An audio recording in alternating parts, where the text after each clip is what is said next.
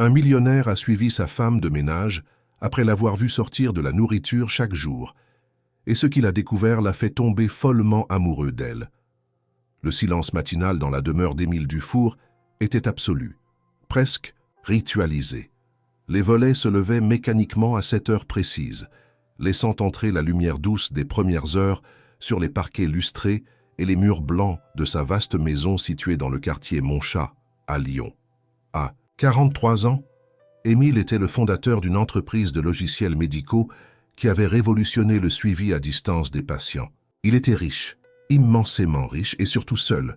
Il n'avait pas d'enfants, ni d'épouse, ni d'animaux, et ses journées étaient réglées comme une horloge suisse. Un café noir, un œuf dur et 2 toasts beurrés, toujours à la même heure. Il lisait les journaux économiques, prenait ses appels, puis passait la journée enfermé dans son bureau ou en visioconférence avec ses partenaires. Le soir, il dînait seul à la salle à manger, où la table pour 10 restait vide, sauf à son bout, et montait se coucher avant 22 heures. Sa vie était efficace, discrète, sans imprévu. Claire Morel, la nouvelle employée qu'il avait engagée 3 mois auparavant, s'intégrait parfaitement à cette mécanique bien huilée. Elle arrivait chaque jour à 8 heures moins le quart, saluait poliment si elle croisait Émile, puis s'affairait silencieusement dans les pièces de service. Elle ne parlait presque jamais, et lorsqu'elle le faisait, c'était avec une douceur respectueuse et une économie de mots remarquable. Elle avait environ 30 ans, un visage fin toujours neutre, et une capacité presque surnaturelle à se fondre dans le décor. Mais il y avait une chose, un détail presque insignifiant, qui avait commencé à piquer la curiosité d'Émile. Chaque matin, avant de commencer ses tâches, Claire se dirigeait vers la cuisine, y préparait une petite boîte métallique, dans laquelle elle rangeait du riz, des légumes et parfois un peu de viande. Ce geste ne durait jamais plus de 5 minutes. Puis, sans un mot, elle quittait la maison pendant une vingtaine de minutes avant de revenir et de commencer sa journée de travail, comme si de rien n'était. Au début, Émile n'avait pas prêté attention. Après tout, elle pouvait très bien préparer son propre déjeuner. Mais ce qui éveilla véritablement son intérêt, ce fut la régularité absolue de l'acte. Toujours la même boîte, toujours les mêmes gestes, toujours ce moment d'absence en tout début de matinée. Une routine dans la routine. Un matin, il l'observa discrètement depuis l'escalier, il la vit plier soigneusement un petit tissu autour de la boîte, puis la glisser dans un sac en toile beige. Ses mouvements étaient précis, paisibles, empreintes d'une forme de dévotion presque religieuse. Elle sortit sans bruit, referma la porte doucement derrière elle et disparut au coin de la rue. Cette scène, anodine pour quiconque d'autre, s'imprima dans l'esprit d'Émile avec une intensité déconcertante. Il resta un moment figé, à regarder la porte close, comme si elle contenait une énigme qu'il devait absolument résoudre. Pourquoi cette femme, visiblement modeste mais ponctuelle et discrète, sortait-elle chaque jour avec cette petite boîte de nourriture? Et à qui la destinait-elle? Ce n'était ni par obligation, ni par faim. Elle ne mangeait jamais dans la maison, à sa connaissance. Le mystère prit peu à peu la place des rapports trimestriels dans son esprit. Il commença à y penser durant ses réunions, à observer l'horloge avec une attention nouvelle chaque matin, se demandant s'il entendrait ou non le cliquetis discret de la porte d'entrée au moment exact où Claire partait. Il se surprit même à calculer mentalement la durée de son absence, à remarquer qu'elle ne revenait jamais essoufflée ni désordonnée. Tout semblait prémédité, comme une mission secrète qu'elle accomplissait avec une régularité impressionnante. Ce comportement, loin de l'irriter, éveillait chez lui une forme d'obsession silencieuse, non pas celle du soupçon ou de la méfiance, mais une sorte de fascination intime, presque enfantine. Il n'osait pas poser de questions. Ce n'était pas dans son caractère. Mais il se surprenait à écouter plus attentivement ses pas, à attendre inconsciemment le bruit de la porte. Il essaya de se convaincre que cela n'avait aucune importance, que chacun avait droit à ses petits secrets et que cela ne le regardait en rien. Pourtant, chaque matin, lorsque Claire sortait, une tension invisible s'installait dans l'air, et lorsqu'elle revenait, cette tension se dissipait, remplacée par un silence plus lourd, plus habité. La maison n'avait jamais semblé aussi vivante que depuis qu'il se posait des questions sur une simple boîte de nourriture. Le lendemain matin, Émile se leva avant l'heure habituelle. L'idée avait germé dans son esprit comme une graine insidieuse, enracinée pendant la nuit, sans qu'il n'ait vraiment le courage de l'arracher. À 7h moins 10, il se posta derrière les rideaux du grand salon qui donnait sur la rue. L'air était glacé, typique de ces matins de fin d'automne à Lyon, où le brouillard rasait les trottoirs et rendait flous les contours des passants. La rue, encore endormie, n'abritait que quelques silhouettes pressées et des cyclistes emmitouflés dans leurs écharpes. Claire entra par le portail comme à son habitude, ponctuelle. Elle ne vit pas le regard d'Émile dissimulé derrière le rideau, ni ne remarqua la tension inhabituelle dans l'air. Elle salua la maison d'un regard discret, déposa ses affaires, puis se rendit à la cuisine. Émile entendit les bruits familiers, le cliquetis des couverts, l'ouverture du tiroir à couvercle, le tintement délicat de la boîte métallique. Il retint son souffle. Cette fois, il ne se contenterait pas d'observer. Cette fois, il suivrait. Lorsque Claire quitta la maison avec la même régularité minutieuse, Émile attendit quelques secondes, puis enfila un long manteau sombre et sortit à son tour, prenant soin de garder ses distances. Il se sentit ridicule, presque honteux.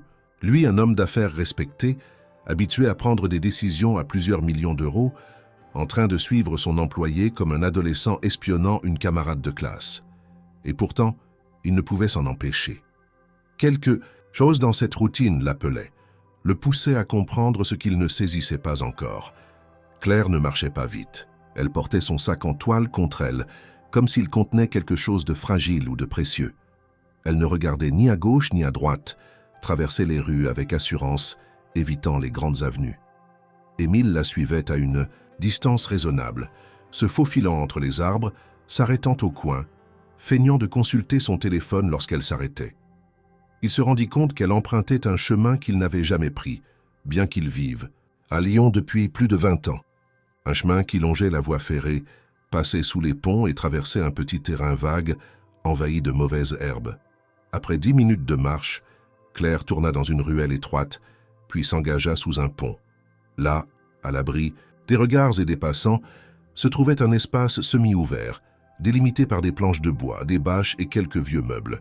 Émile s'approcha lentement, le cœur battant. Il se dissimula derrière un pilier et observa. Un homme était là, assis sur un vieux matelas posé à même le sol, entouré de couvertures usées. Il portait un manteau trop grand, ses cheveux étaient sales et son visage creusé par le froid et la fatigue. Claire s'agenouilla devant lui, ouvrit son sac, en sortit la boîte de nourriture et la lui tendit avec un sourire. Pas un sourire poli ou distant, mais un sourire plein, sincère, chargé de chaleur. L'homme prit la boîte avec une lenteur respectueuse, la posa sur ses genoux et murmura quelque chose que Claire sembla comprendre immédiatement. Ils échangèrent quelques mots à voix basse. Puis elle posa une main sur son épaule, se releva et partit, sans se retourner. Émile resta figé. Il n'avait jamais été témoin d'une scène pareille, si simple et pourtant si bouleversante. Il ne savait pas ce qui le frappait le plus, la façon dont Claire s'abaissait sans condescendance, l'intimité silencieuse de l'échange, ou le fait que tout cela se passait à quelques minutes à peine de sa maison, dans un monde qu'il n'avait jamais cherché à connaître. Alors qu'elle s'éloignait pour reprendre le chemin du retour, il resta quelques instants encore à observer l'homme, qui mangeait lentement, avec des gestes prudents, presque cérémonieux. Il ne dévorait pas, ne semblait pas affamé, au point de tout engloutir. Il mangeait avec gratitude, comme si chaque bouchée portait en elle un souvenir ou une émotion. Sur le chemin du retour, Émile ne pensa à rien d'autre. Il suivit Claire à distance, jusqu'à ce qu'elle rentre à nouveau dans la maison, exactement 23 minutes après en être sortie. Elle reprit ses activités comme si de rien n'était, balaya le sol du couloir, passa un chiffon sur les rebords des fenêtres, vida les corbeilles. Rien dans son attitude ne laissait paraître ce qu'elle venait de faire. Elle n'attendait rien en retour, pas même une reconnaissance discrète. Émile, lui, remonta lentement dans son bureau, sans bruit. Il ferma la porte derrière lui et s'assit dans son fauteuil, les mains posées à plat sur le bureau. Son regard se perdit dans les étagères remplies de trophées, de livres techniques et de contrats encadrés. Il se sentit soudain étranger à cet univers qu'il avait lui-même bâti, comme si la révélation qu'il venait d'avoir venait fissurer les fondations invisibles de son existence. Il essaya de reprendre son travail, mais les lignes de code et les bilans financiers lui semblaient fades, inutiles. Le souvenir de Claire agenouillée devant cet homme lui revenait sans cesse. Il n'y avait eu aucun public, Aucune caméra, aucun geste théâtral. Juste une femme simple faisant chaque matin un acte de bonté pure avec une constance et une tendresse désarmantes. Ce jour-là, Émile comprit que sa curiosité n'était plus seulement un caprice. Elle était devenue un besoin. Il avait entrevu quelque chose qu'il ne comprenait pas encore pleinement, mais qui l'attirait irrésistiblement. Une faille s'était ouverte dans son quotidien parfaitement contrôlé, et il savait déjà qu'il ne pourrait plus l'ignorer. Le lendemain, Émile ne dormit presque pas. La scène qu'il avait observée sous le pont se rejouait en boucle dans son esprit, aussi nette qu'un film projeté sur les murs de sa mémoire.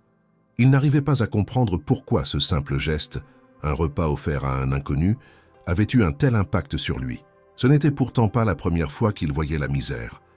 Il avait lu des rapports, vu des reportages, signé des dons déductibles d'impôts à des associations. Mais ce qu'il avait vu là n'avait rien d'abstrait. C'était brut, réel, humain. À 7 heures ce matin-là, il reprit son poste derrière le rideau, mais cette fois avec une certitude. Il allait retourner là-bas.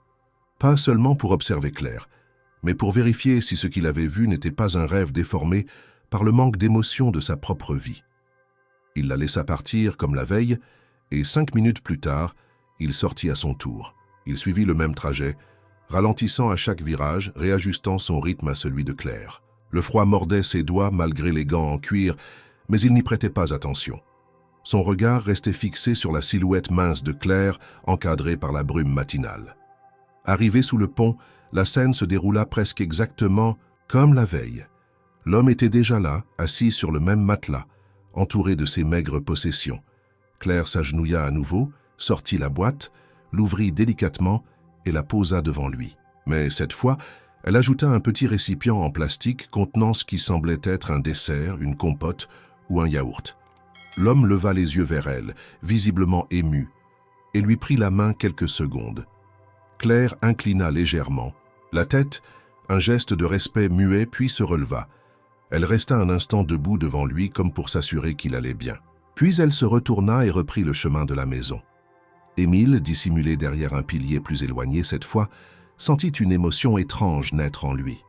Une combinaison de gêne, d'admiration et de quelque chose d'indéfinissable, qui ressemblait à de la tendresse. Il s'approcha lentement après le départ de Claire.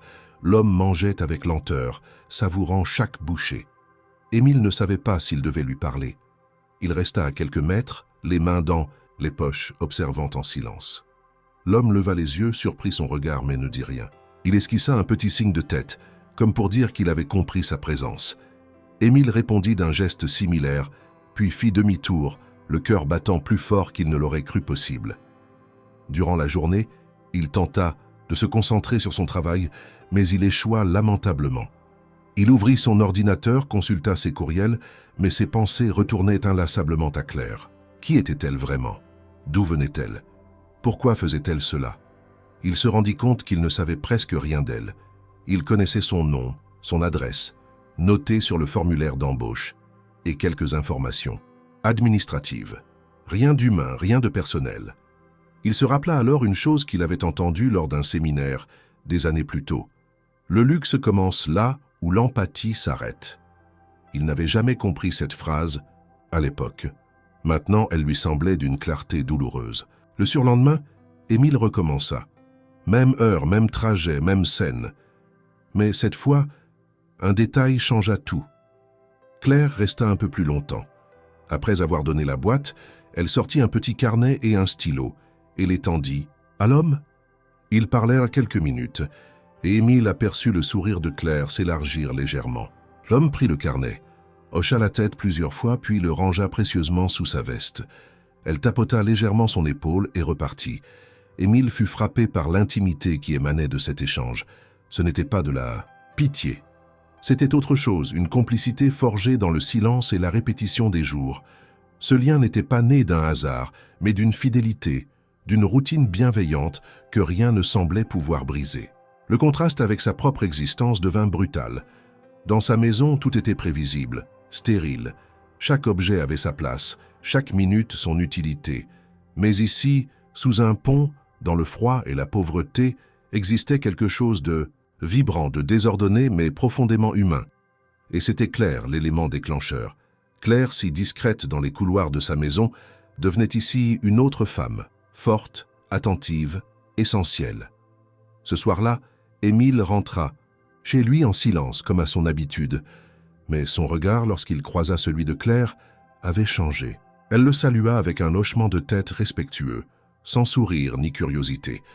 Pour elle, il n'était qu'un employeur comme un autre, mais pour lui, elle venait de devenir un mystère lumineux qu'il ne pouvait plus ignorer.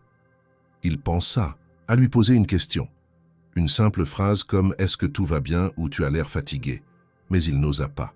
Il avait peur de briser quelque chose, une distance fragile mais nécessaire. Alors il garda le silence et observa. Il nota la précision de ses gestes, la manière dont elle refermait chaque tiroir, le soin qu'elle apportait aux petits détails. Elle ne faisait rien à moitié. Même dans les tâches les plus ordinaires, elle mettait une sorte de dignité tranquille, une élégance austère. Et Émile, qui avait passé sa vie à investir dans les algorithmes, les brevets, les fusions et acquisitions, se surprit à penser que la chose la plus précieuse qu'il possédait sous son toit n'était ni son mobilier rare, ni ses œuvres d'art, ni ses gadgets dernier cri, mais une femme humble, qui chaque matin partait dans le froid avec une boîte de nourriture et revenait sans attendre de reconnaissance. Les jours suivants, Émile ne suivit plus Claire. Ce qu'il avait vu lui suffisait. Il n'avait pas besoin de confirmer davantage ce qu'il savait désormais avec certitude. Chaque matin, elle accomplissait ce geste simple et essentiel, sans jamais chercher le regard d'un autre, sans jamais attendre la moindre récompense. Ce qu'il ressentait désormais n'était plus de la curiosité, ni même de la fascination. C'était une forme de malaise, un inconfort grandissant, une fissure dans la carapace qu'il avait mis des années à construire autour de lui. Tout lui paraissait désormais étrangement déplacé. Le confort de sa chaise ergonomique, les vastes baies vitrées donnant sur un jardin parfaitement entretenu, la cuisine high-tech toujours impeccable, le système domotique qui anticipait ses besoins, tout cela lui semblait soudainement vide de sens. Même le cliquetis régulier de son clavier d'ordinateur sonnait creux. Il avait bâti son monde pour se protéger de l'extérieur, de la souffrance, du manque, des souvenirs peut-être. Mais Claire, en un seul acte répété, avait réussi à faire s'effondrer l'illusion. Il commença à la regarder différemment, non pas d'un regard amoureux ou possessif, mais avec une attention nouvelle, presque respectueuse. Il observa comment elle repliait les torchons après usage, comment elle plaçait les livres dans la bibliothèque après les avoir époussetés, comment elle s'arrêtait une seconde devant certaines photographies encadrées dans le couloir, celle de lui plus jeune, aux côtés de son frère Laurent ou celle de ses parents décédés depuis longtemps. Elle ne les touchait pas, ne les commentait pas, mais il percevait dans son regard une forme de reconnaissance silencieuse, comme si elle cherchait à comprendre qui il avait été. Émile, de son côté, se surprit à ralentir son rythme. Il ne partait plus précipitamment en réunion. Il restait parfois à prendre son café dans le salon, là où il pouvait entendre les pas de Claire dans la maison. Il aimait cette présence discrète, cette façon qu'elle avait d'exister sans envahir. Elle remplissait l'espace sans bruit, comme une musique douce qu'on n'écoute pas consciemment, mais qui vous habite. Cependant, cette prise de conscience ne s'accompagnait d'aucune légèreté. Bien au contraire, elle faisait naître une gêne croissante, une sensation de déséquilibre intérieur. Émile se rendait compte qu'il avait passé des années à vivre dans un luxe qu'il croyait mériter, mais qu'il percevait maintenant comme une accumulation d'excès. Il regardait ses meubles design et se demandait combien de repas il aurait pu offrir. Il ouvrait ses placards et constatait que plusieurs vêtements n'avaient jamais été portés. Il marchait dans sa propre maison comme un intrus, honteux de tant d'abondance face à la simplicité de Claire. Il tenta de rationaliser cette gêne, de se dire que chacun avait son rôle, que le monde fonctionnait ainsi, que l'économie avait besoin de riches et de pauvres pour tourner. Mais ses pensées sonnaient faux. Il savait au fond de lui que quelque chose s'était brisé. Il ne pouvait plus être cet homme indifférent qui signait des virements à 6 chiffres sans jamais penser à leur impact concret. Il ne pouvait plus être celui qui passait devant les sans-abri sans les voir, qui considérait la misère comme une statistique ou un problème administratif. Et pourtant, il n'osait toujours pas parler à Claire. Il avait peur. Peur de se dévoiler, peur de paraître intrusif ou condescendant. Il ne savait pas comment aborder cette femme sans trahir la noblesse de ses gestes. Alors il se contentait de la suivre des yeux, de deviner ce qu'elle ressentait à travers les détails. Parfois, il la voyait s'arrêter quelques secondes devant la fenêtre de la cuisine, comme si elle réfléchissait à quelque chose de lointain. D'autres fois, il la surprenait en train de sourire en coin après avoir rangé une pièce particulièrement bien. Elle ne parlait pas beaucoup, mais elle exprimait tant par ses silences que cela en devenait vertigineux. Émile repensait aussi à sa propre trajectoire, à son enfance dans un appartement modeste du quartier de la Guillotière, à sa mère, couturière, qui réparait les vêtements des voisins pour quelques pièces, à son père, comptable fatigué, toujours en train de faire des calculs sur des carnets usés. Il avait fui tout cela en bâtissant son empire, en effaçant chaque trace de précarité, en remplaçant le besoin par la sécurité, l'humiliation par le contrôle. Mais aujourd'hui, tout cela lui revenait en pleine figure, porté par la silhouette droite et silencieuse d'une femme qui n'avait jamais demandé autre chose que de faire son travail avec dignité. Un soir, alors qu'il descendait à la cuisine pour se servir un verre d'eau, il croisa Claire qui finissait de ranger. Ils s'arrêtèrent l'un devant l'autre, quelques secondes de trop. Elle le salua comme toujours, poliment. Il répondit d'un ton neutre, mais il savait qu'elle sentait quelque chose de différent dans son regard. Il aurait pu lui parler, lui dire qu'il savait, qu'il admirait ce qu'elle faisait, qu'il avait changé, mais il n'en fit rien. Il se contenta de la regarder partir, le cœur serré. Ce silence, ce respect de la distance, était peut-être la seule façon pour lui de ne pas profaner ce qu'elle faisait. Il ne voulait pas que son regard devienne un poids pour elle. Il voulait, plus que tout, préserver cette lumière qu'elle apportait chaque matin dans un monde qu'il avait rendu stérile. Mais il savait aussi qu'il ne pourrait pas rester éternellement passif. Le simple fait de savoir n'était plus suffisant. Il lui faudrait un jour ou l'autre faire un pas vers elle, trouver les mots justes, ceux qui n'effacent rien, mais qui révèlent ce que le silence ne peut plus contenir. En attendant, il vivait avec le poids de son indifférence passée, chaque jour un peu plus difficile à porter. Ce fut un soir pluvieux, de ceux où la lumière des lampadaires se diffracte en halo sur les trottoirs mouillés, que le passé frappa à la porte d'Émile, non pas sous la forme d'une visite inattendue, mais par un mouvement presque anodin. Il avait décidé de fouiller dans la grande malle en cuir noir rangée dans le grenier, celle que ses déménagements successifs n'avaient jamais vidée. Il ne savait pas précisément ce qu'il cherchait. Peut-être une distraction, ou peut-être une réponse que son présent n'était plus capable de lui offrir. Il grimpa les marches lentement, une lampe à la main, et ouvrit le couvercle couvert de poussière. À l'intérieur, des carnets usés, des chemises en carton remplies de dessins d'enfants, un vieux baladeur, des lettres jaunies. Il les prit une à une, s'asseyant sur le sol, enveloppé par l'odeur du papier ancien. Au fond de la malle, dans une enveloppe repliée à moitié, il trouva une lettre dont l'écriture lui serra immédiatement la gorge. C'était celle de sa mère. Il la reconnut au premier coup d'œil, ce tracé net appuyé, avec quelques courbes tremblantes sur les majuscules. Il n'avait aucun souvenir précis de l'avoir jamais lue. Il l'ouvrit avec précaution, comme on entr'ouvre une porte qu'on croyait murée à jamais. « Mon Émile, si un jour tu retrouves cette lettre, c'est que la vie t'a porté loin. De là où tu es né, c'est bien. C'est ce que j'ai toujours souhaité. Mais je veux que tu n'oublies jamais. Je veux que tu te souviennes de ce que c'est que de n'avoir rien. Je veux que tu te rappelles la nuit où nous avons dormi sur le sol parce que le chauffage était coupé. Et que tu te souviennes aussi de ce que ton père a fait. Il a sorti les couvertures, nous a réunis contre lui et a raconté une histoire jusqu'à ce que tu t'endormes. La chaleur ne venait pas des murs, mais de nous. N'oublie jamais. Ça, l'argent est utile, mais il n'est jamais le cœur d'une maison. » Émile resta figé, incapable de lire la fin. La pluie tombait contre les vitres du grenier, rythmée, insistante. Il sentit une brûlure familière derrière les yeux. Il n'avait pas pleuré depuis la mort de son père, et encore, à l'époque, c'était plus de fatigue que de chagrin. Cette lettre, ces mots venus d'un passé enterré, faisaient voler en éclats les remparts qu'il avait construits contre la vulnérabilité. Il se souvenait, désormais. Il se souvenait des hivers trop longs, des repas partagés autour d'un unique plat, des vêtements reprisés, des chaussures passées d'un frère à l'autre. Il se souvenait de la honte dans les yeux de sa mère quand elle refusait poliment une sortie scolaire parce que le prix était trop élevé. Il se souvenait aussi de l'éclat dans ses yeux quand, malgré tout, elle lui offrait un petit livre d'occasion, emballé dans un vieux journal. Et tout cela revenait avec une force terrifiante, comme si le silence des années avait seulement accumulé la poussière sur une vérité essentielle.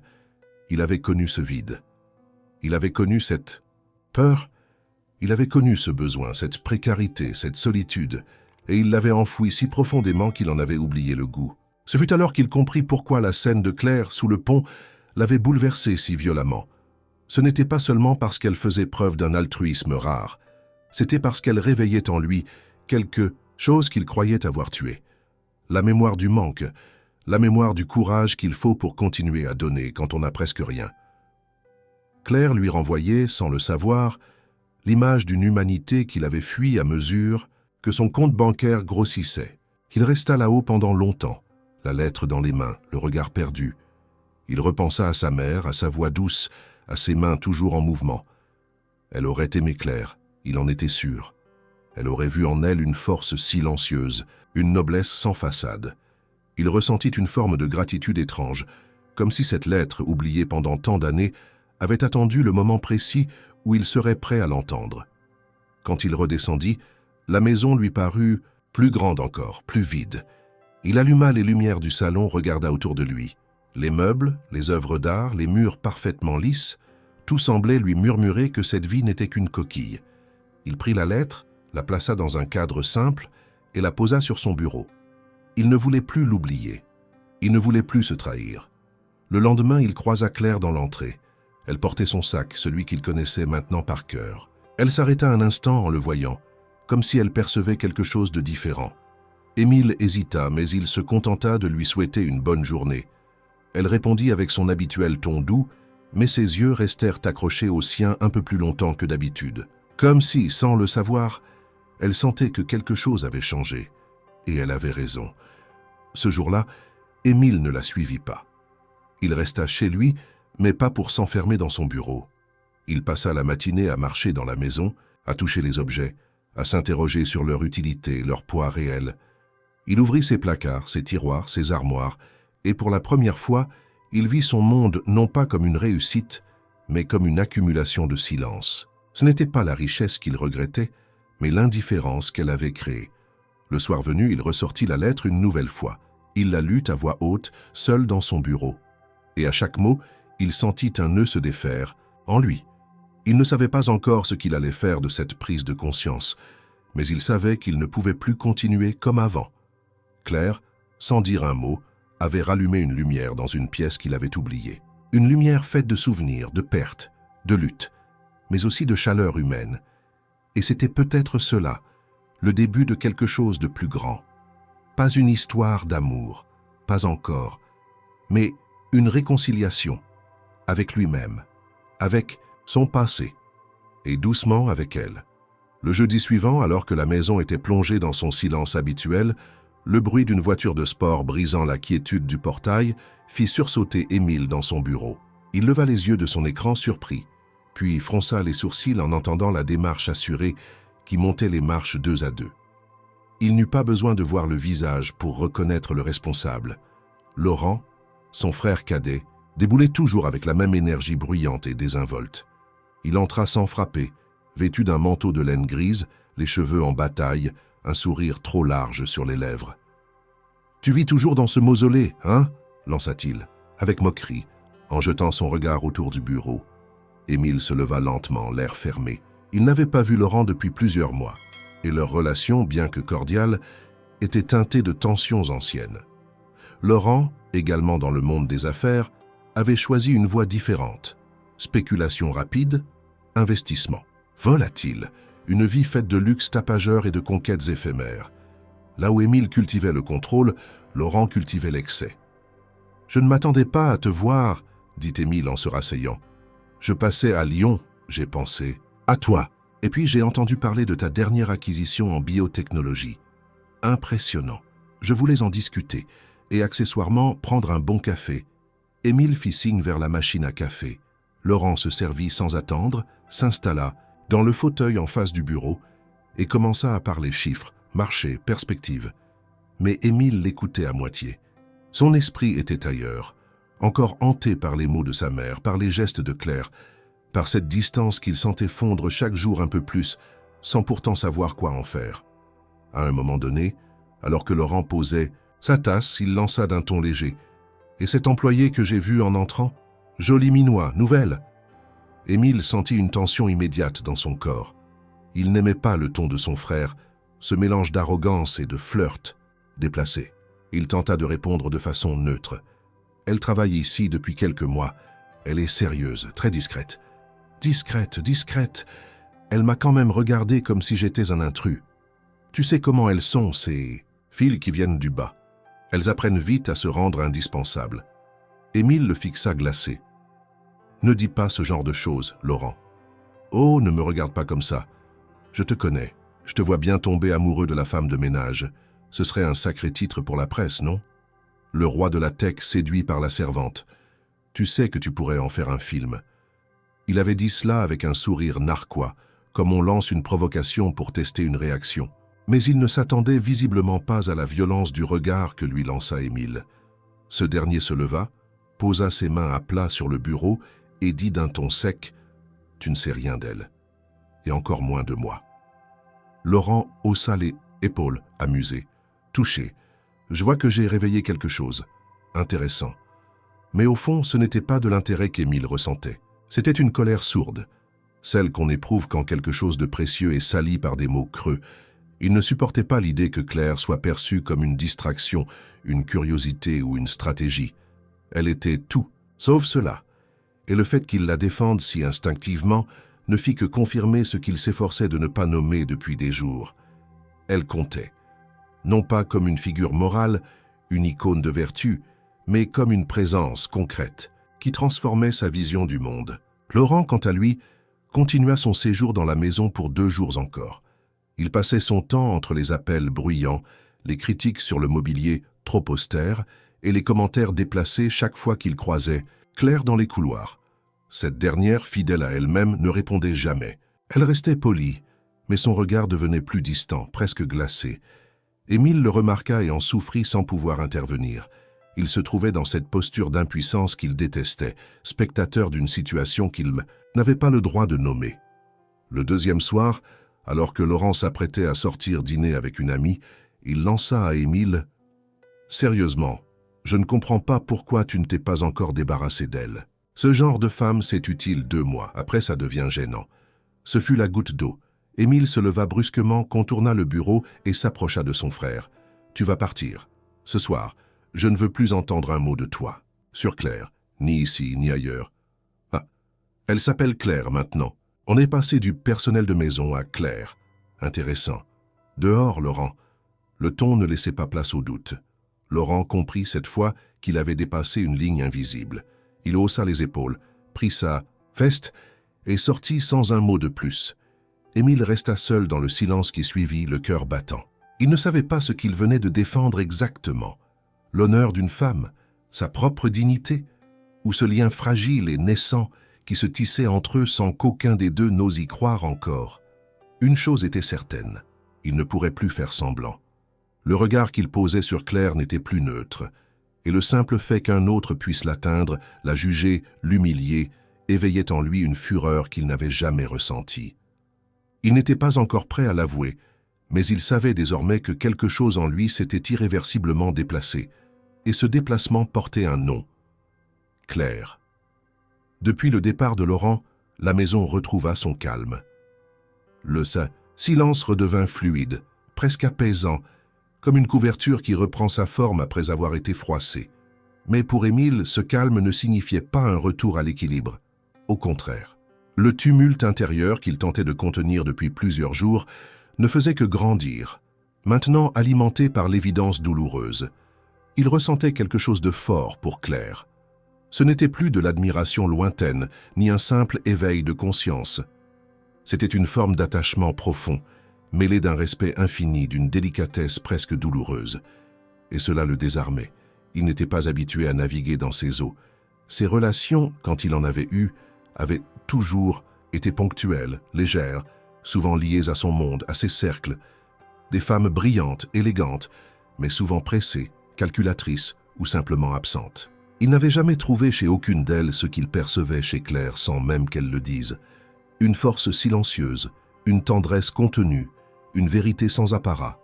Et pourtant, il ne savait comment approcher cette femme, sans risquer de la blesser, de la faire fuir ou pire, de la faire se méfier. Il choisit donc une autre voie, celle de la patience. Il ne changea pas brusquement d'attitude, ne chercha pas à l'impressionner, ne se montra pas plus présent qu'avant. Mais il commença à créer des occasions simples, presque anodines, pour lui parler.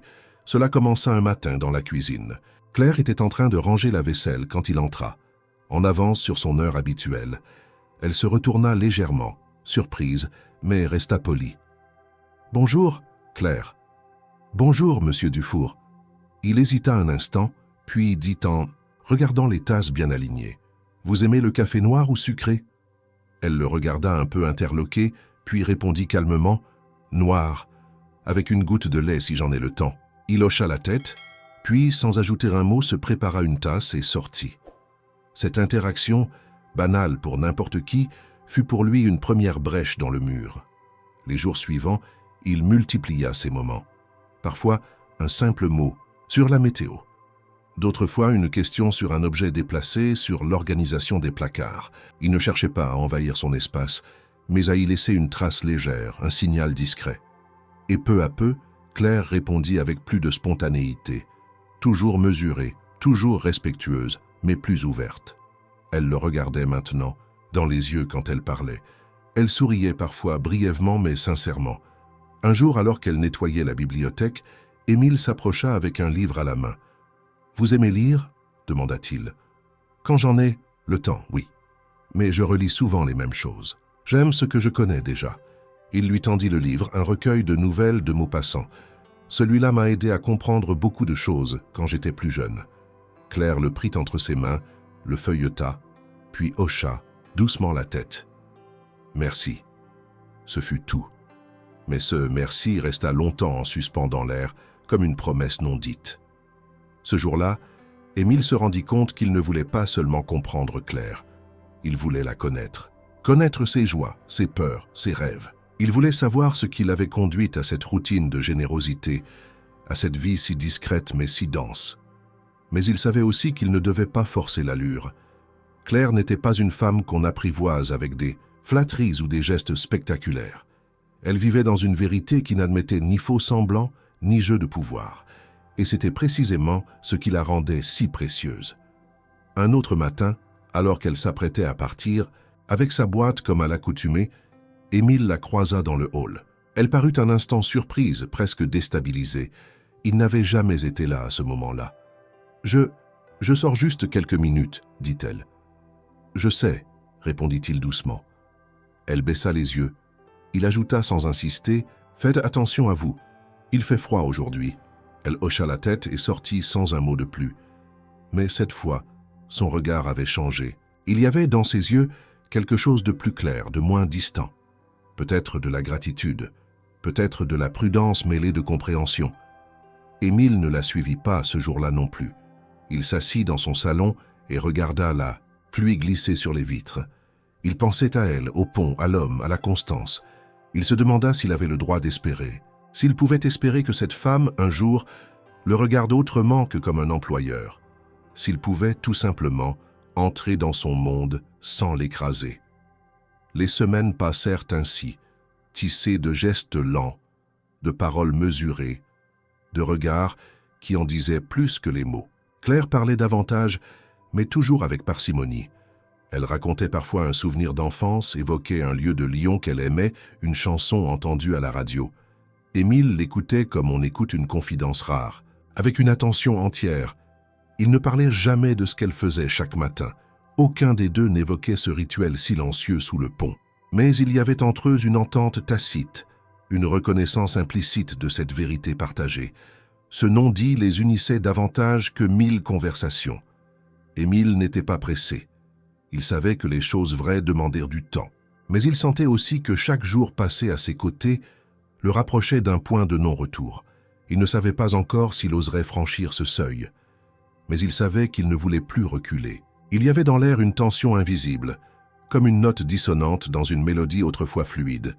Depuis quelques jours, Claire paraissait plus distante, moins réceptive aux échanges discrets qu'elle avait commencé à entretenir avec Émile.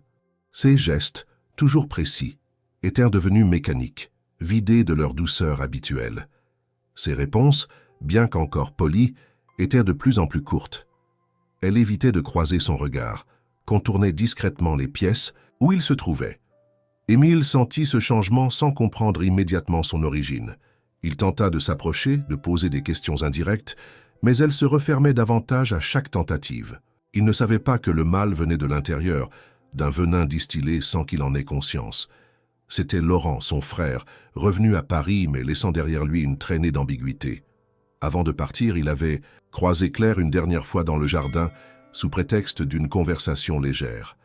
Mais dans cette conversation se cachait une aiguille. Il lui avait parlé de manière insinuante, suggérant que son frère l'observait depuis longtemps, qu'il avait même été jusqu'à la suivre, qu'il avait vu bien plus de choses qu'elle ne pourrait imaginer. Claire, d'abord figée, avait voulu ignorer ces paroles. Mais le doute, une fois semé, avait commencé à ronger. Quelques jours après cette discussion, elle confronta Émile. Ce fut dans la cuisine, au petit matin, alors qu'il s'apprêtait à lui proposer un café. Elle entra, le regard froid, la voix tremblante mais ferme. « Est-ce que c'est vrai ?» demanda-t-elle sans préambule. Il se figea, surpris par le ton. « Vrai ? Qu'est-ce que… » « Que vous m'avez suivi, que vous m'espionnez chaque matin depuis des semaines. » Émile sentit un courant glacé traverser son dos. Il ouvrit la bouche mais ne trouva pas immédiatement les mots. Claire le regardait avec une intensité douloureuse, comme si elle espérait une réponse capable de tout réparer, tout en craignant qu'elle ne fasse que confirmer ses pires soupçons. « Oui, finit-il par dire, je vous ai suivi. Une fois, non. 2 fois. Je ne voulais pas vous nuire, Claire. J'étais curieux au début, mais ensuite, ce que j'ai vu, ça m'a changé. » « Changé ? Vous appelez ça changer ? Vous avez observé ma vie comme on observe un animal en cage. Vous n'aviez pas à savoir. Ce que je fais dehors ne vous regarde pas. Je travaille ici, je fais mon travail et c'est tout. Ce n'est pas tout, Claire, ce n'est plus tout, pas pour moi. » Elle secoua la tête, les yeux brillants d'une colère contenue. « Vous croyez peut-être que votre argent vous donne le droit de franchir les limites, de regarder sans demander, de deviner sans écouter. Vous n'avez aucune idée de ce que c'est que de vivre avec dignité quand on n'a presque rien. Ce que je fais n'est pas pour être vu. Ce n'est pas un spectacle. Je sais, je l'ai compris, je vous jure, je n'ai jamais voulu, c'est bien ça justement. Vous n'avez jamais voulu, mais vous l'avez fait, et maintenant je ne peux plus rester ici. » Émile sentit le sol se dérober sous ses pieds. « Claire, attendez, s'il vous plaît. »« Non. Je pars. Je vous laisse un préavis si vous y tenez, mais je ne peux plus travailler dans une maison où je me sens observé. » Elle sortit sans un mot de plus. Émile resta là, les mains tremblantes, la gorge serrée. Il ne chercha pas à la rattraper. Il comprit dans ce silence qu'elle laissait derrière elle qu'il avait franchi une frontière. Même avec les meilleures intentions, il avait trahi quelque chose de fondamental, la confiance. Et pour une femme comme Claire, la confiance n'était pas un luxe, c'était une nécessité vitale. Les jours suivants furent d'un vide insupportable. La maison déjà silencieuse devenait hostile. Les pièces semblaient plus grandes, plus froides. L'absence de Claire se faisait sentir dans les moindres détails. Une chaise non rangée, une surface laissée un peu poussiéreuse, une tasse, oubliée. Mais surtout, son absence résonnait dans les moments où Émile, par réflexe, s'attendait à entendre ses pas, à percevoir sa silhouette. Il errait dans sa propre demeure comme un fantôme, hanté par une présence qu'il avait contribué à faire fuir. Il tenta de lui écrire plusieurs fois. Il rédigea des messages, des lettres, des excuses, mais à chaque fois, il finissait par les déchirer ou les effacer. Aucune de ces formulations ne semblait juste. Elles sonnaient toutes comme des justifications, et il savait que Claire ne cherchait pas à comprendre ses raisons. Elle voulait simplement que ses actes parlent d'eux-mêmes. Elle n'attendait pas une explication, mais un respect qu'il n'avait pas su lui offrir. Il se rendit compte qu'il avait sous-estimé la fragilité de ce lien, qu'il avait cru que sa transformation intérieure suffirait à tout justifier. Mais Claire n'était pas un miroir pour ses états d'âme. Elle existait en dehors de lui avec ses choix, ses silences, ses limites. Et il n'avait pas le droit de traverser son monde sans y avoir été invité. Alors, il laissa passer les jours. Il travailla mécaniquement, évita les dîners mondains, refusa les invitations de ses partenaires. Il se replia sur lui-même, non pas par orgueil, mais parce qu'il ne savait plus comment réintégrer un monde qui lui semblait désormais si vide de sens. Il n'avait plus d'appétit pour les négociations, les conférences, les chiffres. Tout cela lui paraissait vain, dérisoire. Un soir, incapable de rester enfermé, il sortit marcher dans les rues de Lyon. Il traversa les quais, descendit jusqu'à la Saône, longea les vieux murs du vieux Lyon, puis se retrouva devant l'église Saint-Paul. Il s'assit sur un banc et ferma les yeux. Il pensa à Claire, à son regard lors de leur dernière conversation, à sa voix si ferme, si juste. Il ne savait pas s'il la reverrait. Il ne savait pas si elle pourrait lui pardonner. Mais il savait une chose, il ne voulait plus vivre comme avant. Ce que Claire avait réveillé en lui ne pouvait pas disparaître. Même si elle ne revenait jamais, même si elle ne le regardait plus jamais comme avant, elle avait planté une graine qu'il se devait de faire grandir, non pour elle, mais pour lui, pour redevenir l'homme qu'il avait trahi en oubliant d'où il venait. Une semaine après le départ de Claire, Émile se leva sans réveil, sans but précis, poussé seulement par une sensation persistante de vide. Le silence de la maison, auparavant paisible, lui semblait désormais oppressant. Chaque pièce portait la trace de son absence.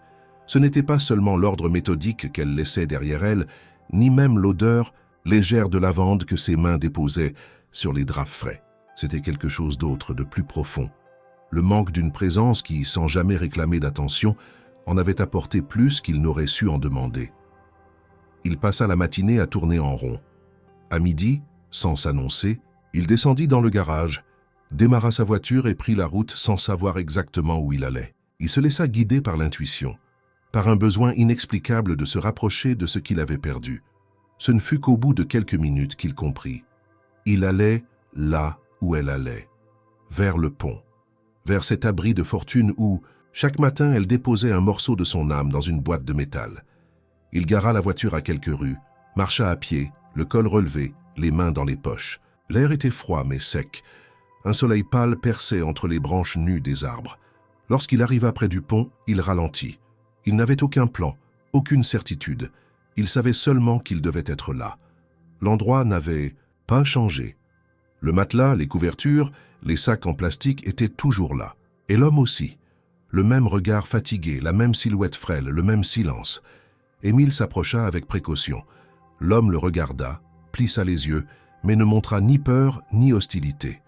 C'était un regard de reconnaissance, guette presque de curiosité. « Bonjour » dit Émile, hésitant. L'homme hocha la tête. « Elle n'est pas venue aujourd'hui, si c'est elle que vous cherchez. » Émile resta figé. Il n'avait pas prévu qu'on lui parle de Claire. Spontanément, il acquiesça doucement. « Elle vient encore ?»« Tous les matins. Même après avoir quitté votre maison, elle est revenue. » « Comme toujours. Elle apporte de quoi manger, mais pas seulement. Elle apporte quelque chose d'autre. » Il désigna son torse d'un doigt crochu. « Elle parle peu, mais elle écoute. Et ça, les gens comme elle, il n'y en a plus beaucoup. » Émile s'assit à quelques pas de lui, sur une pierre moussue. « Je crois que je l'ai blessée. Elle est forte, votre Claire. Mais même les fortes se brisent parfois. Surtout quand elle croyait avoir trouvé un lieu sûr. » Ces mots frappèrent Émile en plein cœur. Il avait été ce lieu, ou du moins il aurait dû l'être. Et pourtant, il avait agi comme tous les autres, en franchissant des limites, en projetant ses attentes sur quelqu'un qui n'avait jamais rien demandé. Ils restèrent silencieux un moment. L'homme sortit une boîte cabossée d'un sac et l'ouvrit. À l'intérieur, des restes de pain et une compote en pot. Ce matin, elle m'a dit qu'elle pensait partir bientôt. Changer de ville, peut-être aller vers le sud. Elle a dit ça en souriant. Mais moi, je connais ce genre de sourire. Elle a dit quand? Non, mais je pense que ce sera bientôt. Émile sentit une panique sourde monter en lui. L'idée de ne plus jamais la revoir, de ne pas avoir la chance de lui dire ce qu'il n'avait pas su dire, le terrifiait plus qu'il ne l'aurait cru possible. Il se leva brusquement, remercia l'homme et reprit la route sans attendre. De retour chez lui, il se mit à chercher. Il ouvrit le dossier du personnel, trouva l'adresse de Claire et hésita. Ce n'était pas une adresse permanente, mais un logement temporaire fourni par une association. Il comprit qu'elle n'avait peut-être jamais eu l'intention de rester à Lyon. Quelle était de ces âmes nomades, toujours prêtes à repartir avant que l'attachement ne devienne un piège? Il passa la nuit à réfléchir. Il pensa à ce qu'il pouvait faire, non pas pour la convaincre de revenir travailler chez lui, cette idée lui semblait désormais absurde, mais pour lui montrer qu'il avait compris, qu'il avait changé, non pas à cause d'elle, mais grâce à elle. Il n'avait pas le droit de la retenir, mais il avait le devoir de l'honorer. Le lendemain, il se rendit au bureau de son entreprise. Il convoqua une réunion avec son équipe la plus proche, leur parla d'un projet qu'il gardait pour plus tard, mais qu'il voulait désormais lancer immédiatement. Un programme de soutien aux sans-abri, avec des repas distribués chaque jour, mais aussi un accompagnement social, psychologique, administratif. Il finança tout avec ses fonds personnels, sans apposer son nom sur l'initiative. Il voulait que cela reste invisible, comme Claire. Utile mais discret, il retourna ensuite plusieurs jours sous le pont, espérant croiser Claire. Mais elle ne vint pas. L'homme, lui, était toujours là, mais silencieux. Il n'avait plus de nouvelles à lui donner. Alors Émile comprit qu'il devait faire plus. Il contacta l'association qui gérait le logement temporaire de Claire, demanda à parler à un responsable. Il fut d'abord reçu avec méfiance. Il expliqua, brièvement, qu'il cherchait à soutenir leurs actions. Il n'évoqua pas Claire. Il proposa de financer des logements pérennes, d'organiser un événement de remerciement pour les bénévoles, un repas collectif pour tous ceux que l'association aidait. Il y mit son cœur sans attendre de retour. Une semaine plus tard, le repas fut organisé.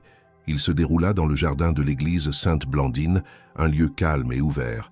Des tables furent dressées sous les arbres. De la musique légère jouait en fond. Pas de journalistes, pas de discours, seulement des plats chauds, des regards échangés, des gestes simples. Émile servait lui-même les assiettes, vêtu d'un pull ordinaire, un tablier autour de la taille. Et lorsqu'il leva les yeux pour la 100e fois ce soir-là, il la vit, Claire, debout à l'entrée, un peu en retrait. Elle tenait son sac contre elle, les cheveux relevés, un manteau usé sur les épaules. Elle observait la scène sans bouger. Leurs regards se croisèrent. Il ne bougea pas. Il ne fit pas un pas vers elle. Il ne dit rien. Il se contenta d'incliner la tête. Claire, après quelques secondes, entra dans le jardin. Elle ne lui parla pas tout de suite. Elle se contenta de s'asseoir à une table, de manger, de sourire à ceux qu'elle connaissait. Et Émile comprit que parfois, les liens les plus forts sont ceux qu'on ne voit pas, ceux qui se tissent dans le silence, dans les actes, dans les absences. Il ne savait pas encore ce qu'elle pensait. Il ne savait pas si elle lui pardonnait, mais il savait qu'elle était là, et pour lui c'était déjà une réponse. Le lendemain du repas, la lumière de l'aube sembla différente dans la maison d'Émile. Pour la première fois depuis des semaines, elle n'évoquait plus seulement l'absence, mais une attente fragile, quelque chose qui ressemblait à une possibilité. Il ne savait pas ce que Claire pensait de ce qu'elle avait vu, ni ce qu'elle ressentait. Elle n'avait pas cherché à lui parler, et lui non plus n'avait pas forcé le contact. Mais sa simple présence avait suffi à briser quelque chose en lui. La peur. Non pas la peur du rejet, ni celle de l'humiliation, mais celle d'avoir perdu à jamais le lien silencieux qui s'était tissé entre eux. Il passa la matinée dans son bureau, relisant les notes du projet social qu'il avait lancé. Le programme avançait vite. Les premiers logements avaient été identifiés, les associations partenaires s'impliquaient avec une énergie nouvelle. On parlait déjà de créer une plateforme numérique pour centraliser les aides, coordonner les repas, les soins, les dons. Mais ce qui le touchait le plus, c'était la discrétion du processus. Il avait tenu à ce que tout reste dans l'ombre de son nom. Aucun communiqué de presse, aucune interview, aucun logo associé à sa société. Ce n'était pas une opération de marketing. C'était un geste qu'il voulait juste, définitif et sans retour. Ce même après-midi, alors qu'il traversait le quartier de la Croix-Rousse pour visiter un local vacant qu'il songeait à transformer en centre de jour, il aperçut Claire de l'autre côté de la rue. Elle sortait d'une petite boutique, un sac en main. Elle ne l'avait pas vue. Son pas était lent mais assuré. Il l'observa un instant puis se détourna, le cœur serré. Il ne voulait pas l'effrayer à nouveau. Il savait maintenant que certains regards peuvent enfermer. Il voulait qu'elle le voie seulement quand elle serait prête. S'il restait quelque chose à reconstruire, cela devait venir d'elle ou de leur silence partagé. Ce ne fut que 3 jours plus tard qu'il la revit. Elle vint à la porte de la maison, sans prévenir, tôt le matin. Il était dans la cuisine en train de préparer un café, geste rare pour lui, quand la sonnette retentit. Il alla ouvrir sans hâte, mais le souffle court. Claire se tenait là, droite, vêtue de noir, les cheveux tirés en arrière. Elle tenait une enveloppe à la main. « Bonjour », dit-elle simplement. « Bonjour », répondit-il, la voix légèrement tremblante. « Je ne reste pas. Je voulais juste vous donner ça. » Elle lui tendit l'enveloppe. Il la prit sans comprendre. « Qu'est-ce que c'est ? Une lettre, pas une réponse. Je n'ai pas de réponse, pas encore. Mais des mots. J'avais besoin de les poser quelque part. » Elle fit demi-tour immédiatement, avant qu'il n'ait pu dire un mot de plus. Il resta là, immobile, l'enveloppe dans la main. Il la ramena à l'intérieur, s'assit dans le salon et l'ouvrit avec précaution. La lettre était courte, écrite d'une écriture fine et régulière. Claire y parlait de dignité, de méfiance, de fatigue, mais aussi de lumière. Elle évoquait le repas communautaire, l'homme sous le pont, la transformation silencieuse qu'elle avait perçue dans les gestes d'Émile. Elle ne lui pardonnait pas encore. Elle ne savait pas si elle le ferait. Mais elle reconnaissait qu'il avait changé. Elle disait que les gestes, lorsqu'ils sont sincères, parlent plus fort que les mots, et que ce qu'il avait fait ces dernières semaines lui avait parlé. Elle terminait la lettre par une phrase simple mais bouleversante. « Je vous ai vu cette nuit-là ne rien dire, ne rien faire pour me retenir, et c'est peut-être la première fois que je me suis senti libre dans un regard. » Émile relut cette phrase plusieurs fois. Il n'en comprenait pas toutes les nuances, mais il en sentait le poids. Il sut alors qu'il ne devait plus essayer de réparer ce qui avait été brisé, mais simplement continuer à être vrai, authentique, patient. Quelques jours plus tard, ce fut elle qui l'appela. Elle voulait lui parler. Ils se retrouvèrent dans un petit café de la rue Romarin, loin de leurs habitudes, loin de leur ancienne relation. Elle portait un pull simple, les mains posées à plat sur la table. Il l'écouta. Elle parla longtemps, plus qu'elle ne l'avait jamais fait. De son enfance, de ses errances, de ses douleurs, elle n'attendait pas de solution. Elle voulait juste qu'il entende. Et il écouta, sans jamais interrompre. Quand elle eut fini, elle baissa les yeux. Il mit quelques secondes avant de lui répondre. Ce qu'il dit alors ne ressemblait à aucune déclaration. Il parla de ses propres manques, de sa mère, de la lettre retrouvée, de ce qu'il n'avait jamais osé dire à personne. Il se dévoila sans fierté, sans calcul. Et dans ce face-à-face dépouillé, quelque chose changea à nouveau. Ils ne se revirent pas pendant une semaine, mais cette fois l'absence n'était pas douloureuse.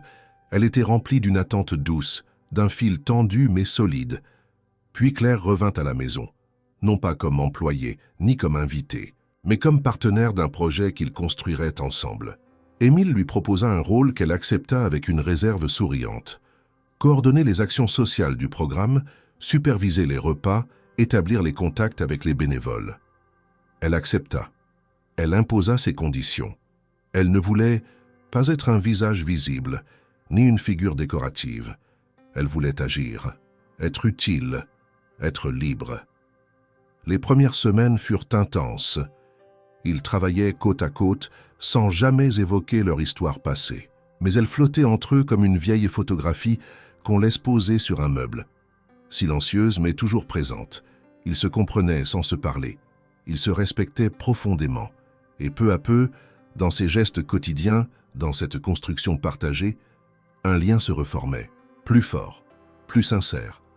Il ne portait pas encore le nom d'amour, mais il en avait la forme. Une forme lente, patiente, enracinée dans la vérité. L'automne tirait à sa fin et les arbres de Lyon avaient presque tous abandonné leurs feuilles, laissant les trottoirs jonchés de fragments de rouge et d'or. Les températures baissaient lentement, mais une chaleur discrète avait commencé à s'installer dans les gestes quotidiens d'Émile et Claire. Depuis qu'ils travaillaient, ensemble sur le projet social, un rythme doux s'était établi entre eux. Ils se retrouvaient chaque matin dans un petit local près de la place Satonnet, lisaient les bilans, rencontrèrent les bénévoles, recevaient les doléances et coordonnaient les repas. Les échanges étaient fluides, concentrés, mais toujours empreints d'une tension tranquille, celle que seule une attente contenue peut générer. Ils se parlaient davantage désormais. Claire avait appris à sourire plus souvent. Elle répondait avec une certaine légèreté aux petites remarques d'Émile, osait parfois des blagues discrètes. Lui, de son côté, se montrait plus humain, plus vulnérable. Il parlait de son père, de ses échecs passés, des choix qu'il regrettait. Leur confidence n'était jamais appuyée, jamais précipitée, mais elle se glissait dans leur journée comme des pierres dans une rivière, naturelle, irréversible.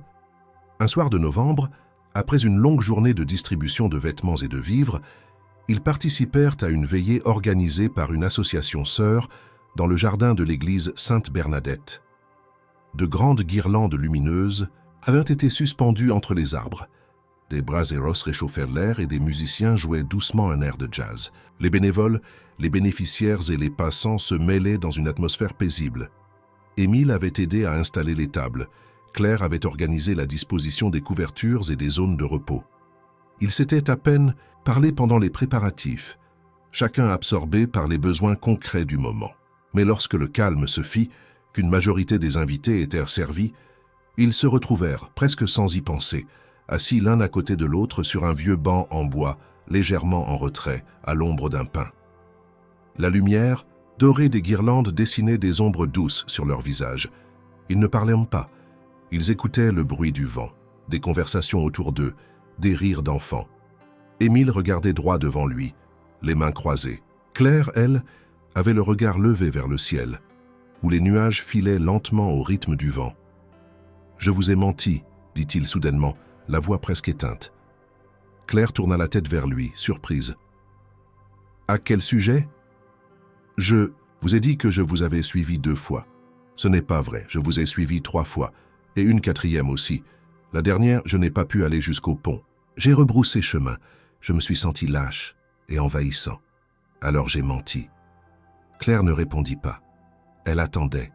Il continua, plus lentement. « Je ne comprenais pas ce que je ressentais. Ce que vous faisiez, ça me bouleversait. Pas seulement par la bonté du geste, mais parce que je n'étais pas capable de le faire. Parce que vous étiez vrai, et que moi, pendant des années, je n'ai été que façade. » Il s'interrompit un instant, reprenant son souffle. « Et puis j'ai commencé à penser à vous, pas seulement à ce que vous faisiez, mais à vous, à votre façon de marcher, de ranger les choses, de parler. Je vous ai regardé vivre et j'ai commencé à me dire que je ne voulais plus regarder. Je voulais faire partie de cette vie-là. » Il tourna lentement le visage vers elle. Claire le fixait sans expression évidente. Son visage était calme, mais ses yeux trahissaient un trouble qu'elle n'essayait pas de cacher. « Je ne sais pas ce que c'est, Claire. Je ne sais pas si c'est de l'amour ou si c'est autre chose. Mais je sais que je ne peux plus me lever un matin sans penser à vous, et que votre silence me manque, même quand je suis entouré de 1000 voix. » Le silence s'installa de nouveau. Long, dense. Une brise plus froide fit frissonner les branches au-dessus d'eux. Claire se leva sans prévenir. Émile resta assis, croyant qu'elle allait partir, mais elle fit quelques pas, puis s'arrêta devant une statue de pierre au centre du jardin. Elle resta là un moment, dos tourné. Émile la regardait, le cœur serré. Il ne regrettait pas ses paroles, mais il craignait d'avoir brisé quelque chose qu'ils avaient mis tant de temps à reconstruire. Lorsqu'elle revint, elle s'assit plus près de lui. Elle ne le regarda pas tout de suite. « Vous ne m'avez pas brisé, Émile. Pas vraiment. Vous m'avez surprise. Et j'ai eu peur, pas de vous, de ce que cela réveillait en moi. » Elle tourna la tête, croisa son regard. « Je me suis habituée à ne rien attendre, à donner sans jamais espérer de retour. Et quand j'ai senti que quelqu'un me regardait vraiment, ça m'a effrayée. Parce que je ne savais plus comment me laisser regarder sans disparaître. » Émile sentit son souffle ralentir. Il la regarda avec intensité, sans oser bouger. « Vous n'avez pas besoin de me répondre, » murmura-t-il. « Mais je viens de le faire, » répondit-elle simplement. Ils restèrent là jusqu'à ce que la foule commence à se disperser. Aucun d'eux ne parla davantage. Ils n'avaient pas besoin de mots. Leur silence était désormais habité. Ce soir-là, rien ne changea dans les faits. Pas de baiser, pas de promesses, pas de main prise dans l'autre. Mais tout avait basculé. Le lendemain matin, ils se retrouvèrent au local comme d'habitude. Claire portait un pull bleu qu'Émile n'avait encore jamais vu. Elle lui tendit un dossier. Il le prit, la remercia. Mais cette fois, leurs mains se frôlèrent, et ce contact fugace contenait toute la mémoire de la nuit précédente. Ils continuèrent à travailler comme avant. Mais une porte s'était ouverte sans bruit entre eux. Elle ne claquait pas, ne s'imposait pas. Elle restait entr'ouverte. Il suffirait d'un pas, d'un souffle pour la franchir. La fin de l'année s'annonçait. À Lyon, les vitrines commençaient à se parer de guirlandes et de lumières, et une fine couche de givre recouvrait les toits chaque matin. Les rues devenaient plus animées, les passants plus pressés, et le marché de Noël sur la place Carnot attirait les foules. Pourtant, dans l'univers partagé d'Émile et Claire, le rythme restait inchangé, presque immobile, comme si leur histoire se déroulait dans une temporalité parallèle. Ce n'était pas une bulle, ni un refuge hors du monde, mais un espace différent, où chaque geste, chaque mot prenait un poids particulier. Ils travaillaient désormais ensemble tous les jours, de manière naturelle. Claire avait officiellement accepté le poste de coordinatrice du projet social, mais elle refusait les titres pompeux. Elle se présentait simplement comme Claire, responsable sur le terrain. Elle supervisait les équipes de distribution, planifiait les points de collecte, s'assurait que les dons étaient triés, stockés, redistribués. Elle gérait les plannings des bénévoles avec une efficacité discrète, et sa seule présence suffisait à calmer les tensions, à inspirer la confiance. Les autres la respectaient, non pas pour sa position, mais pour sa manière d'être. Émile, de son côté, l'accompagnait autant que possible, sans jamais s'imposer. Il lui laissait l'initiative, se contentait de la soutenir, de répondre à ses demandes, de se rendre utile sans chercher à contrôler. C'était nouveau pour lui, cette posture en retrait, ce rôle d'allié silencieux. Et pourtant, cela lui semblait juste. Il apprenait à exister autrement, sans dominer, sans imposer. Et dans ce changement, il se découvrait plus humain, plus vrai. Entre eux, les échanges devenaient plus riches, plus denses. Ils parlaient à la fin de chaque journée, souvent en rangeant ensemble ou autour d'un thé dans le petit bureau du local associatif. Ils ne reparlaient pas de leurs aveux respectifs. Ce n'était pas nécessaire. Ce qui avait été dit existait désormais en filigrane de tout le reste. Il y avait une complicité nouvelle dans leur silence, un respect profond dans leurs gestes. Un jour, alors qu'ils marchaient ensemble après une réunion tardive, Émile proposa de la raccompagner. Claire accepta. Ils descendirent les pentes de la Croix-Rousse à pied en silence. La ville, en contrebas, brillait doucement sous la lumière des réverbères. Lorsqu'ils atteignirent de la petite place où elle logeait encore, Claire s'arrêta. « Vous savez que je vais devoir partir bientôt », dit-elle sans le regarder. Émile sentit une tension dans sa poitrine, mais il se força à rester calme. « Oui, je m'en doutais. Ce projet, ce qu'on fait ici, c'est important.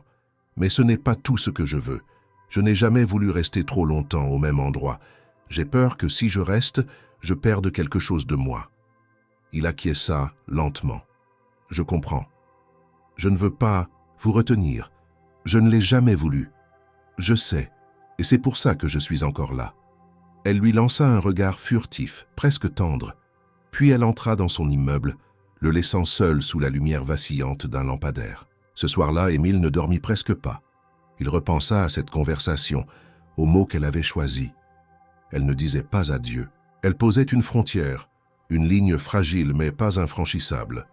Il comprit qu'il devait continuer à construire, même sans certitude, que chaque petit geste, chaque action partagée était une forme d'amour en soi, un amour silencieux, respectueux, qui ne forçait rien, et c'est ce qu'il fit. Il poursuivit le projet avec la même énergie, la même rigueur. Il ouvrit de nouveaux partenariats, trouva des financements, développa un réseau de petites épiceries solidaires dans plusieurs quartiers de la ville. Il impliqua les écoles, les centres de santé, les associations culturelles. Claire était toujours là, mais il sentait qu'elle se préparait doucement à partir. Elle formait ses remplaçants, laissait des notes détaillées, organisait les dossiers.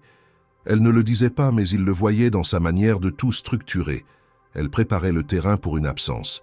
Un après-midi, alors qu'il terminait de trier des cartons de vêtements dans le local, Émile s'arrêta soudainement. « Est-ce que je peux vous poser une question, Claire ?» Elle leva les yeux, les bras pleins d'écharpes en laine. « Bien sûr. Si vous partez, est-ce que je peux venir vous rejoindre un jour ?»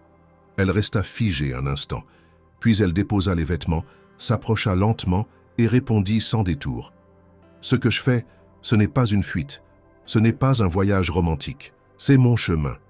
Si vous voulez marcher à côté, il faudra le faire en acceptant que je ne suis pas un point d'arrivée. Mais si vous êtes prêt à ça, alors peut-être. » Ce fut tout, mais c'était suffisant. À partir de ce jour, Émile ne lui parla plus de départ. Il ne lui demanda pas de rester ni de l'attendre. Il se contenta d'être là, de faire chaque jour un pas vers elle, avec respect, avec patience. Il l'aidait à former ses équipes, il répondait à ses mails, il la soutenait dans les réunions. Et dans ce quotidien partagé, quelque chose de nouveau grandissait. Une tendresse sereine, une intimité discrète. Il n'y eut pas de grands bouleversements, pas de déclarations publiques, pas de passion spectaculaire, juste une suite de petits changements.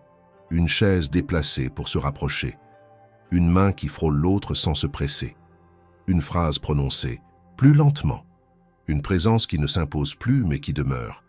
Et dans ce rythme lent mais irréversible, ils devinrent autre chose, ni collègues, ni amis. Quelque chose de plus rare.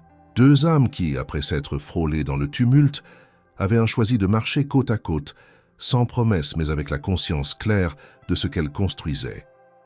Ce fut un de ces après-midi que personne n'attendait, un de ces jours où la pluie s'installe sans violence, mais avec constance, recouvrant les toits et les trottoirs d'un voile fin et brillant. Lyon était enveloppé d'un silence humide. Les rues semblaient ralenties, les passants accéléraient le pas, les devantures brillaient sous les gouttes. Dans cet écrin de gris et de calme, quelque chose s'apprêtait à éclore, non pas dans un éclat spectaculaire, mais dans une lenteur résolue, pleine de sens. Émile était resté au local associatif plus longtemps que d'habitude. Claire était partie en fin de matinée pour une réunion avec des partenaires extérieurs. Il avait proposé de l'accompagner, mais elle avait décliné gentiment. Il ne l'avait pas mal pris.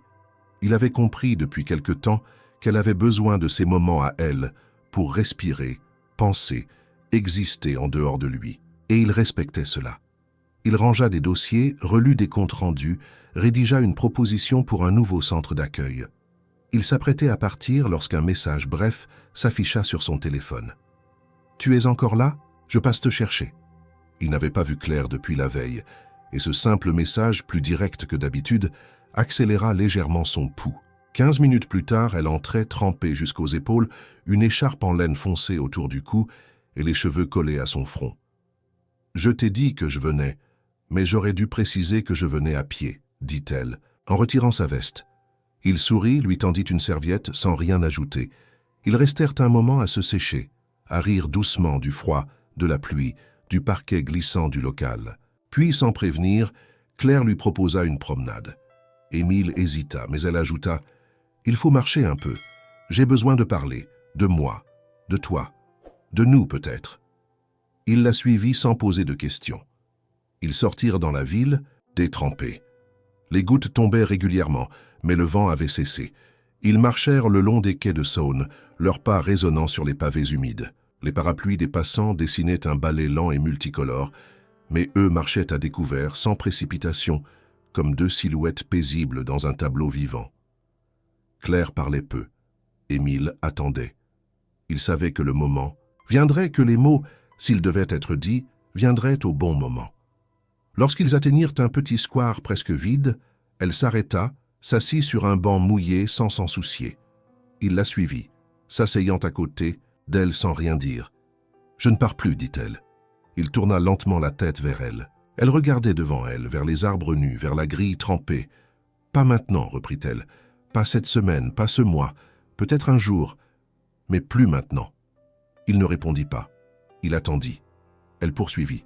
« Ce que j'ai cherché toute ma vie, c'était un endroit où je pouvais rester sans avoir à me justifier.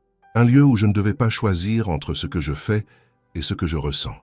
Et je crois que je l'ai trouvé ici, pas dans cette ville, pas dans le projet, mais dans ce qu'on est devenu, toi et moi. » Elle tourna enfin les yeux vers lui. Il y avait dans son regard une douceur nouvelle, un calme profond. Émile sentit son cœur se serrer, mais pas de peur cette fois, d'émotion pure. « J'ai toujours eu peur de l'amour.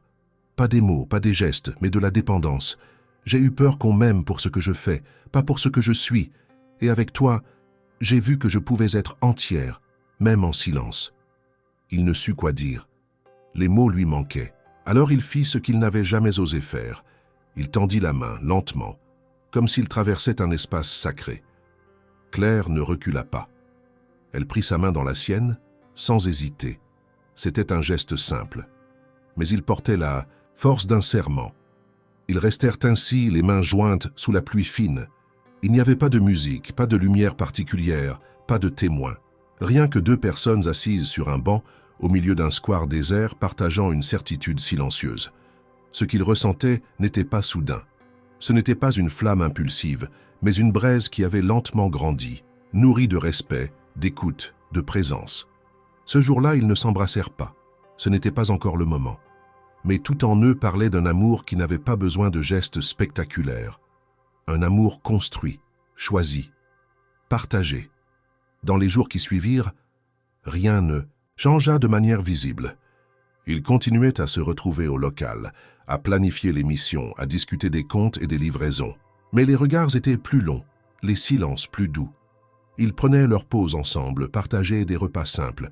Ils s'écrivaient parfois, même en se voyant chaque jour. Des mots courts, sincères, qui disaient l'essentiel. Les bénévoles commencèrent à le remarquer. Personne ne disait rien, mais tous voyaient. Dans leurs gestes coordonnés, dans leurs regards silencieux, il y avait une connivence qui allait au-delà de la collaboration, une alliance. Et un soir, dans le calme d'un bureau vide, Émile, en rangeant quelques papiers, leva les yeux et vit Claire debout à la porte. Elle le regardait sans sourire, mais avec une intensité qu'il n'avait jamais vue. « Je suis prête maintenant », dit-elle. Il se leva, s'approcha d'elle. Cette fois, ce fut elle qui prit l'initiative. Elle posa une main sur sa joue, effleura ses cheveux, puis l'embrassa. Un baiser lent, profond, sans fioriture. Un baiser qui ne marquait pas un commencement, mais une reconnaissance. Celle d'un amour déjà né, déjà mûr, déjà là. Ils ne dirent rien de plus. Il n'y avait rien à ajouter. Ce jour-là, sous la lumière tamisée d'un soir d'hiver, Émile et Claire cessèrent de se chercher. Ils s'étaient trouvés.